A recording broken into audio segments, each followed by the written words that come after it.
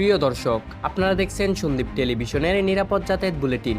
আগামীকাল 30শে অক্টোবর বৃহস্পতিবার পেরিকপোতাক্ষ প্রথম ট্রিপ চট্টগ্রামের বাঁশবাড়িয়া থেকে ভোর 5টায় ছেড়ে যাবে এবং দ্বিতীয় ট্রিপ সন্দীপ গুপ্তছড়া থেকে সকাল 6টা 30 মিনিটে ছাড়া হবে এবং অতিরিক্ত যানবাহন থাকলে গুপ্তছড়া ঘাট থেকে বিকেল 4টায় ছেড়ে যাবে। অতিরিক্ত জোয়ার বাটা ও আবহাওয়া প্রতিকূলতার জন্য উপরের সময়ের পরিবর্তন এবং ফেরি ট্রিপ বাতিল হতে পারে।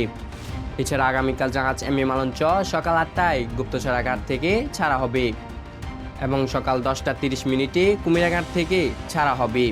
নিরাপদ যাতায়াতের জন্য শিডিউলের 30 মিনিট আগে ঘাট উপস্থিত থাকার চেষ্টা করুন। আর আগামীকাল আবহাওয়া ভালো থাকলে সকাল থেকে স্পিডবোট চলাচল করতে পারে। সাদাত হোসেন রাজীব, সন্দীপ টেলিভিশন।